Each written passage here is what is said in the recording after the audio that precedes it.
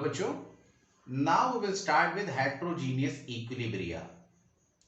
अगर रिएक्टेंट और प्रोडक्ट्स कोई भी डिफरेंट फेज में निकल जाए तो वो इक्विलिब्रिया हेट्रोजीनियस होगा। In the last video we studied homogeneous equilibria. All the reactant and products were in the same phase. But in this case, any one of the reactant or product if is present in different phase, then it is called as heterogeneous equilibria. Water liquid, water vapor बन रहे हैं, equilibrium establish हुआ, that is heterogeneous in nature. Calcium hydroxide solid पानी में डालते हैं, इसका solution बन जाता है, it produces calcium ion and hydroxide ion, that is also having the different phases, so it is also a heterogeneous equilibria. Ice पिघलती है, पानी बनती है, सॉलिड और लिक्विड इंटरचेंज होता है, that is again the heterogeneous equilibria.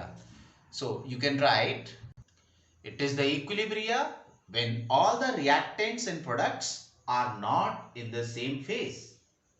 Now, how we can write the equilibrium constant for such equilibria? How we can write Kc, C for concentration. How we can write Kp? Writing Kc and Kp. जब हम बच्चों Kc लिखेंगे तो यहां पर हम ratio लिखाएंगे concentration की, मगर जब हम Kp वैल्यू मेंशन करेंगे तो that is for gas and we have to mention the value of pressure here. Kc लिखते वक्त बच्चों जो भी प्रोडक्ट्स होते हैं, प्रोडक्ट्स की कंसंट्रेशन और उसकी पावर में जो भी उनका कोफिशिएंट है वो लिखते हैं, डिवाइडेड बाय रिएक्टेंट की कंसंट्रेशन और पावर में जो भी उनका कोफिशिएंट है। जबकि गैस केस में जब हम Kp मेंशन कर रहे हैं, then we mention the pressure of all the reactants. पहले ऊपर प्रोडक्ट होगा और नीचे रिएक्टेंट, इसको प्रोडक्ट लिख देते हैं बच्चों, pressure of product divided by pressure of reactant, और ये जो पावर में है अगेन जो कोफिशिएंट है वो पावर में चला जाता है। But before writing Kc and Kp we need to know about the two things. जो कंसंट्रेशन है जो प्रोडक्ट और रिएक्टेंट की लिख रहे हैं, अगर कहीं भी कोई प्योर सॉलिड है या प्योर लिक्विड है, उसकी कंसंट्रेशन को हम कांस्टेंट लेते हैं बच्चों। क्योंकि अगर मैं ये कहूं कि एक डब्बे में शुगर है, अगर उसमें कुछ अमाउंट ऑफ शुगर और डाल दी जाए, it is the pure sugar, तो यूनिट वॉल्यूम में शुगर चेंज नहीं होगी। या एक ग्लास में पानी है, पानी और बढ़ा दिया जाए या कम कर दिया जाए, तो अमाउंट ऑफ वाटर पर unit volume is not going to change. So in the case of pure substances their concentration can be taken as constant and that will go along with the concentration term Kc, जो equilibrium constant है Kc। हाँ, अगर एक glass में आपने पानी लिया, उसमें शुगर डाली, now if you keep on changing the amount of sugar, then the sugar पर unit volume will differ. On that case, concentration should definitely mention. But if it is only water or only sugar, then per unit volume value will never change. Now, how we'll write? Let us take some examples of it. Now, let us take the examples. इनका हमने Kc और Kp mention करना है। First equation का Kc क्या होगा? Product में है CaO and CO2, but this is pure solid, so its concentration is constant.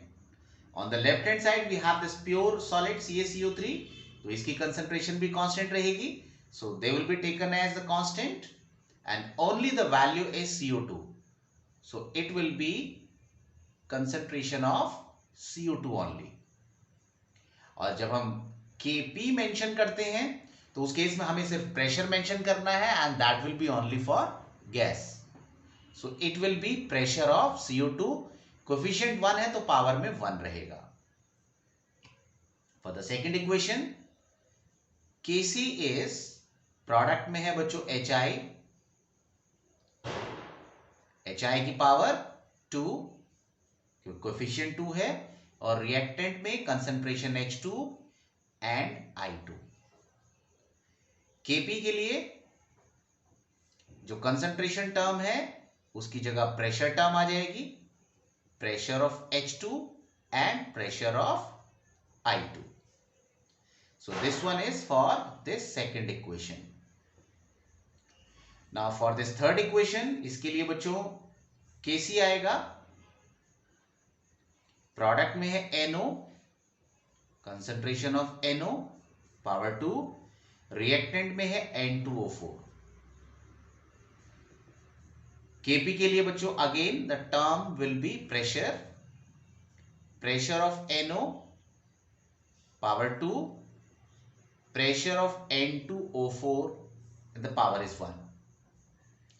Now for Ag2O solid plus 2HNO3 last equation, यहां पर Kc आएगा, प्रोडक्ट में है बच्चों AgNO3 power 2, again this is water, liquid, pure, it will be taken as constant. On the left hand side Ag2O solid again pure, so we are left with only HNO3 power 2. इसका Kp mention नहीं कर सकते because there is no term which is gas. Now the topic is important features of equilibrium constant.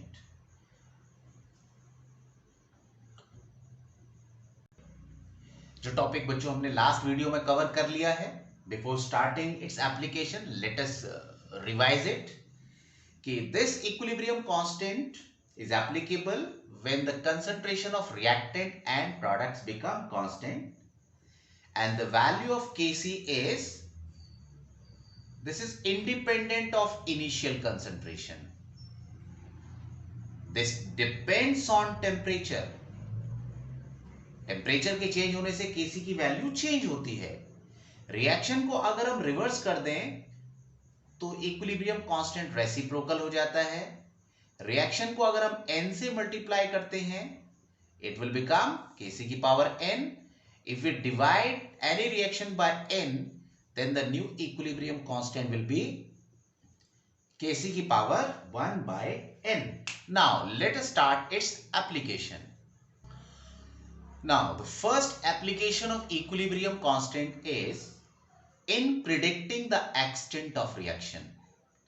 अगर कोई एक equilibrium reaction है, R reactant है और P product है, तो इसका equilibrium constant K होगा concentration of product divided by the concentration of reactant.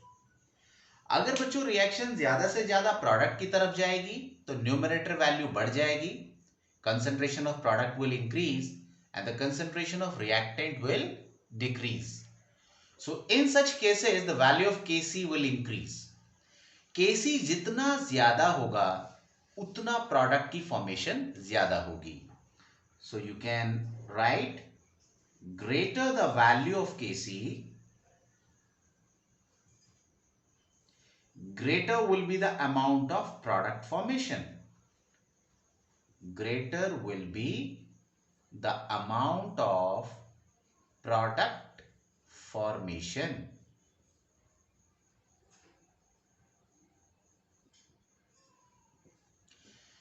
अब बच्चों न्यूमेरिकल वैल्यू Kc की कैसे हम चेक करें, किस न्यूमेरिकल वैल्यू पर कंसंट्रेशन रिएक्टेंट और प्रोडक्ट की किस रेंज में होंगी. अगर Kc की वैल्यू 10 की पावर -3 से भी कम है, it is very small value 0.001. ये स्मॉल वैल्यू इंडिकेट करती है कि रिएक्टेंट की कंसंट्रेशन बहुत ज्यादा है, प्रोडक्ट बहुत कम है, तो रिएक्शन हमारी ऑलमोस्ट ना के बराबर हुई है. तो हम लिख सकते हैं reactant प्रीडोमिनेट्स. Very little amount of product formation taken place. Very little product forms. यानी रिएक्शन ऑलमोस्ट ना के बराबर हुई है. और अगर Kc की वैल्यू 10 की पावर 3 यानी कि 1000 से ज्यादा होती है तो इसका मतलब के ज्यादा तभी हो सकता है जब प्रोडक्ट ज्यादा हो। तो यहां पर बच्चों प्रोडक्ट बहुत ज्यादा है, प्रोडक्ट्स प्रीडोमिनेट्स, और ये वैल्यू शो करती है कि reaction is almost reaches to completion. Reaction हमारी कंप्लीट हो गई है ऑलमोस्ट। और अगर केसी एग्जैक्टली हमारा इनके बीच में आता है, 10 की पावर -3 और 10 की पावर 3 के बीच में, इसको ऐसे लिख लेते हैं, 10 की पावर -3 से बड़ा और 10 की पावर 3 से छोटा, इन बिटवीन।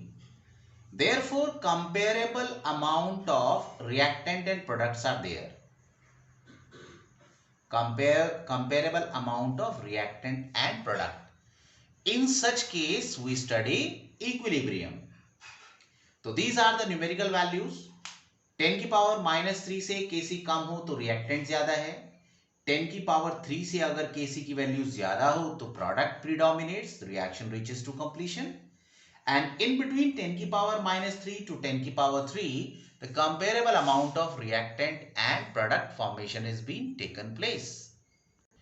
ये बच्चों तीन रिएक्शन है, हाइड्रोजन ऑक्सीजन से मिलकर वाटर बना रही है, Kc is 2.4 into 10 की पावर 47. This 10 की power 47 is much bigger than 10 की पावर 3. हाइड्रोजन क्लोरीन से HCl बनाता है, that is having 10 की power 31. This again Kc value is much more than 10 की power 3, and this 10 की power 18 which is the formation of HBr using H2 and Br2. In all these cases the value of Kc is bigger. तो इसका मतलब ये हुआ कि ये equilibrium almost right की तरफ चलता है, मेजॉरिटी ऑफ प्रोडक्ट ही बनता है। Now here we have the examples where the value of Kc is much less than 10 की power -3.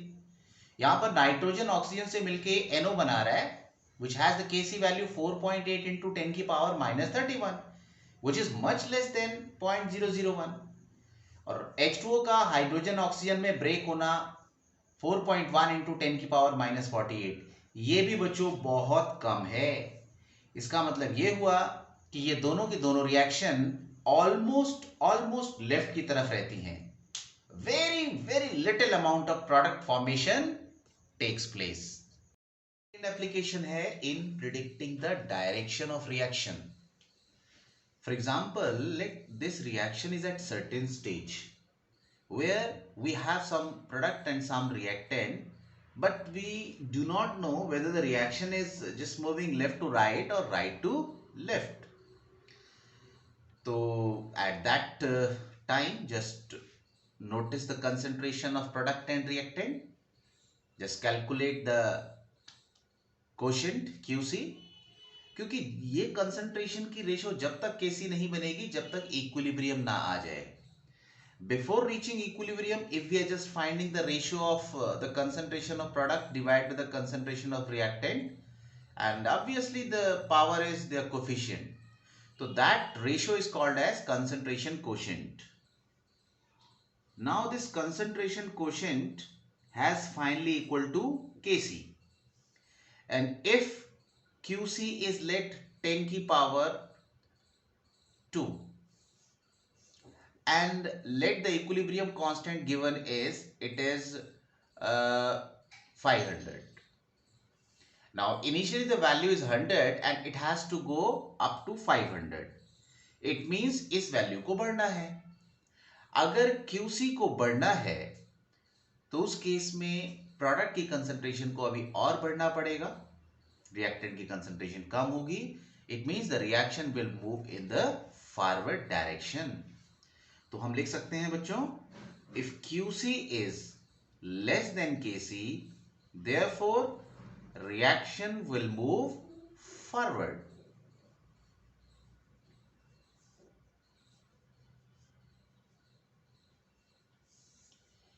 और इसी तरीके से अगर QC की वैल्यू ज्यादा हो, let QC is 300 and KC given is, या इसी में ही ले लेते हैं, let it is given 700 but still it has to reach to 500. Now, the value of QC has to reduce to finally reach to KC. तो इसको कम करने के लिए प्रोडक्ट कम होगा, रिएक्टेंट ज्यादा होगा. Thus, the reaction will move backward. Reaction will move in the backward direction.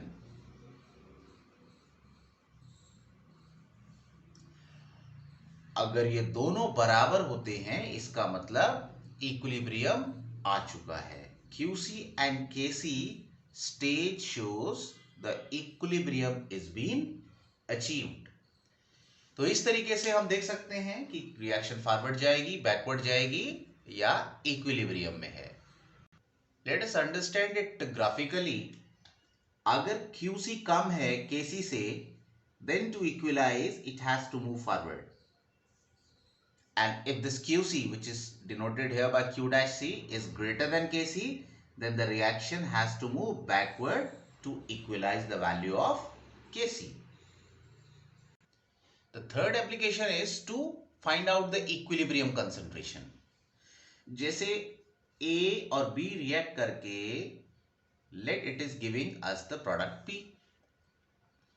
हमें ये given है initially A के certain number of moles given है, B के certain moles given है, and let the product initially is 0. Balanced chemical equation says 1 mole of A reacts with 1 mole of B and producing 1 mole of the product. तो अगर हम equilibrium में ये मान के चलें कि let x mole of A reacts, तो यहां पर ये 1 मोल से 1 मोल रिएक्ट कर रहा है, तो B का भी x मोल ही रिएक्ट करेगा, and the x mole of the product formation will take place. So these are the concentration terms under equilibrium. If the Kc value is given, it means this is equal to the concentration of product divided by concentration of reactant raised to the power, which is equal to their coefficient. तो इस तरीके से हम बच्चों value रख सकते हैं x divide by 1 minus x and 2 minus x. If the value of Kc is known, this is given to us. Therefore, using this mathematical expression, we can find the value of x. And once the value of x is find out, by putting the value of x, we can get the value of concentration of A, concentration of B, and the concentration of P. So this way, using the equilibrium constant Kc, we can find out the equilibrium concentration of any of the reactant and product.